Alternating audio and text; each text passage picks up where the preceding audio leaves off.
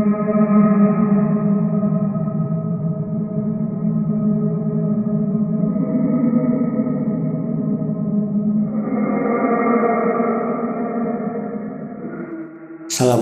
warahmatullahi wabarakatuh. Kembali lagi bersama kami, Saksi Misteri. Di video kali ini, saya akan menceritakan sebuah kisah misteri tentang tumbal pesugihan. Kisah ini diangkat dari seorang narasumber yang dimana nama dan tempat sudah kami samarkan agar menjaga dari hal yang tidak diinginkan di kemudian hari. Kisah ini menceritakan tentang suami temanku yang dijadikan tumbal pesugihan oleh kakak kandungnya sendiri. Tapi sebelum masuk ke ceritanya, jangan lupa ambil posisi yang paling nyaman dan bunyikan tombol lonceng notifikasinya. Dan cerita pun dimulai.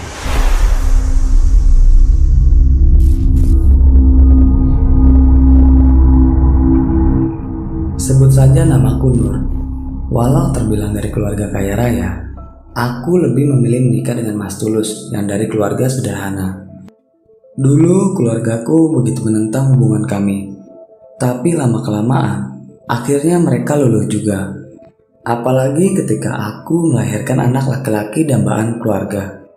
Ayah dan ibuku sikapnya berubah 180 derajat kepada kami, terutama Mas Tulus. Aku dilahirkan dari 6 bersaudara yang kesemuanya adalah perempuan.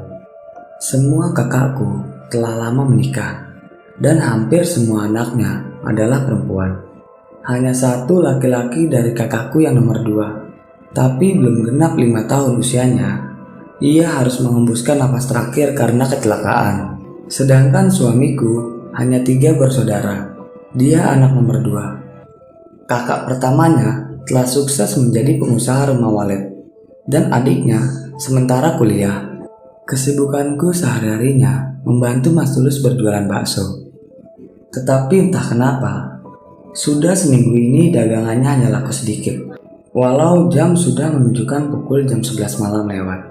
Kesabaran hati Mas Tulus yang selalu membuat saya tegar untuk selalu mensyukuri apa yang didapat. Dan kalau sudah begini, pasti orang tuaku akan turun tangan untuk membantu melengkapi ekonomi keluargaku, karena kondisi keuanganku yang belum stabil. Beberapa kali Mas Tulus selalu menolak pemberian orang tuaku. Bukan karena gengsi, tapi semata-mata karena ingin membuktikan bahwa dia bisa menghidupi keluarga kecilnya. Bukan pertama kalinya aku dan Mas Tulus berseberangan pemikiran jika ayahku memberikan bantuan. Walaupun begitu, belum pernah aku dapati Mas Tulus marah apalagi memukul jika kalah debat denganku. Dia lebih memilih mengalah dan tidur. Dia pula lah yang selalu meminta maaf terlebih dahulu jika terjadi percekcokan, walaupun dia tahu akulah yang salah. Hari ini tepat 3 bulan Mas Tulus beralih profesi menjadi penjaga rumah walet milik kakaknya. Entah ada angin apa, kakak iparku itu tiba-tiba datang ke rumah dan menawari pekerjaan kepada suamiku, yaitu adik kandungnya sendiri. Padahal sudah hampir 2 tahun semenjak meninggalnya mertuaku atau ibu Mas Tulus, dia tidak pernah lagi datang ke rumahku. Sebenarnya hati ini menolak ketika Mas Tulus meminta persetujuanku untuk bekerja padanya. Tetapi terlihat rona harapan dari wajah suamiku yang benar-benar membutuhkan pekerjaan. Akhirnya aku setujui juga permohonannya. Dengan itu pula, aku menyetujuinya untuk tidak menemani tidurku pada malam hari. Ya, karena hampir 1 minggu full, Mas Tulus harus menjaga sarang walet, berangkat lepas isya dan pulang menjelang subuh. Karena suamiku diberi tugas untuk menjaga pada malam hari, libur hanya 2 kali dalam sebulan. Jelas ini membuatku merasa takut. Apalagi, jarak rumah dan sarang walet yang dijaganya lumayan memakan waktu. Sekitar 40 menitan. Hari berganti hari. Sudah 2 bulan suamiku bekerja pada kakaknya. Dan sudah 2 orang maling pula yang mati mengenaskan karena menjara sarang walet yang dijaga oleh suamiku. Tubuhnya seperti dicabik-cabik oleh cakaran hewan buas, dan terdapat tanda cekikan pada leher maling tersebut. Semua tanda hampir sama di kedua maling tersebut. Padahal jarak kematiannya selang 1 bulan. Ketika memenuhi undangan dari pihak kepolisian, suamiku bersih dari tuduhan karena pada saat kejadian, Mas Tulus sedang menikmati masa libur di rumah bersama aku dan anaknya. Ditambah lagi tanda kematian pada Mali bukan diakibatkan oleh manusia biasa.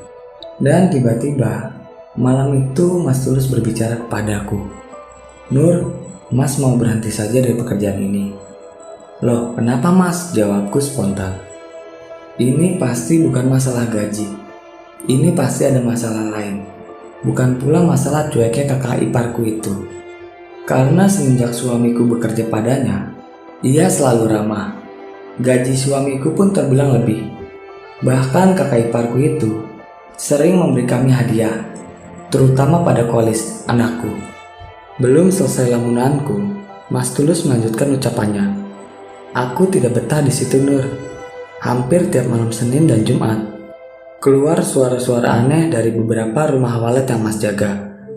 "Maksudnya Mas?" tanyaku. "Iya Nur, hampir setiap malam Mas diteror suara aneh. Untungnya ada beberapa warga yang rumahnya tidak jauh dari tempat Mas jaga.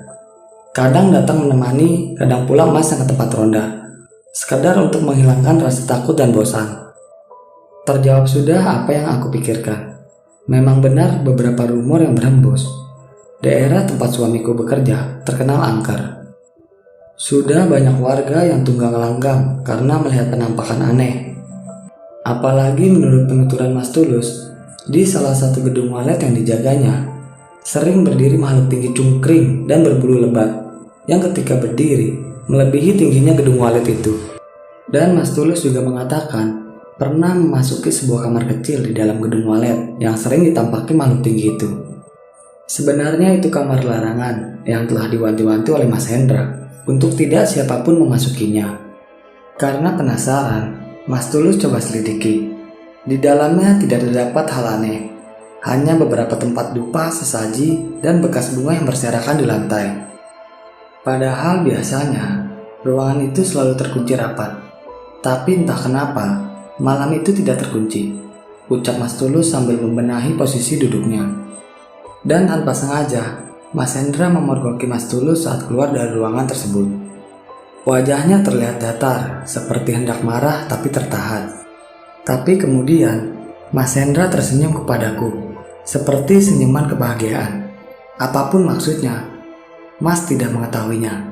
Sambungnya kemudian, "Jadi sekarang, apa keputusanmu Mas?" tanyaku untuk mencairkan suasana. "Mulai besok Mas akan berhenti kerja. Pagi-pagi selepas pulang dari kerja, Mas mau ke rumah Mas Hendra untuk izin berhenti. Malam itu selepas makan malam, seperti biasa Mas Tulus berpamitan ke tempat kerja. Dengan mengendarai motor Yamaha kesayangannya, ia melambaikan tangan yang sebelumnya mengecup keningku. Tetapi terasa ada yang lain. Apa lantaran kecupan di keningku? Sepertinya tidak. Itu adalah hal yang biasa yang sering ia lakukan ketika berangkat bekerja atau berpergian jauh ke sanak keluarga. Atau karena lambaian tangannya yang terasa lain. Entahlah. Yang pasti aku ingin suamiku cepat pulang ke rumah. Dan kejadiannya terasa begitu cepat. Ketika tiba-tiba pintu rumahku diketuk dengan keras oleh seseorang dari luar. Padahal saat itu masih 2:30 dini hari. "Siapa gerangan jam segini bertamu?" ucapku lirih. Saat kubuka pintu rumahku, Masya Allah, jantungku hampir berhenti saat kulihat yang dibopong oleh 2 orang warga adalah Mas Tulus, suamiku. Suamiku itu ditemukan warga karena tertatih-tatih dan berteriak meminta pertolongan. Awalnya aku kira suamiku terjatuh dari motor. Namun dari penuturannya, bahwa dia menjadi korban keganasan makhluk penunggu rumah walet Mas Hendra. Dengan suara menggelegar, makhluk aneh itu mengatakan bahwa suamiku adalah korban berikutnya yang telah dijadikan target tumbal oleh kakak kandungnya sendiri, Mas Hendra. Rupanya kekayaan Mas Hendra berasal dari pesugihan sarang walet dan tumbalnya adalah keluarganya sendiri. Luka yang diterima Mas Tulus begitu mengerikan. Tubuhnya banyak terdapat cakaran, banyak darah yang mengalir dari tubuhnya. Di sela-sela nafasnya yang tersenggang, Mas Tulus pun berucap, "Beritahu Imam adikku Jangan sekali-sekali dia mau menerima pemberian Mas Hendra apapun itu. Suruh ia mempertahankan beasiswanya. Kalau bisa putuskan hubungan dengan Mas Hendra, karena Imam adalah korban berikutnya. Nafas Mas Tulus kian memburu. Nur, Mas sangat menyayangimu. Jaga Kolis anak kita baik-baik. Didik ia menjadi manusia yang dekat dengan Tuhannya. Mas punya deposito yang selama ini Mas rahasiakan darimu. Gunakan untuk mendidik anak kita kelak. Jangan nangis. Sayang Mas tidak apa-apa. Lanjutnya sambil mengusap air mataku.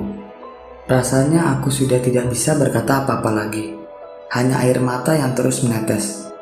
Tangisku kian memuncak saat tangan Mas Tulus mulai lemas dan terjatuh dari pipiku. Ya, Mas Tulus menghembuskan nafas terakhirnya tepat di pangkuanku.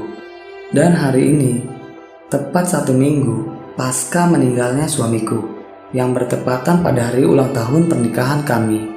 Ku duduk di pinggir makamnya yang masih terlihat baru, dengan bekas taburan bunga di atasnya.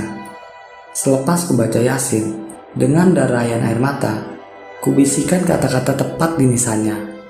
Mas, aku telah hamil anakmu 4 bulan. Maaf jika terlambat, kuberikan kado ucapan ini. Akan kudidik anak-anak kita kelak menjadi apa yang kau inginkan. Dan cerita pun selesai. Bagi teman-teman yang menonton video ini sampai habis, saya ucapkan terima kasih banyak dan nantikan video-video kami selanjutnya. Wassalam.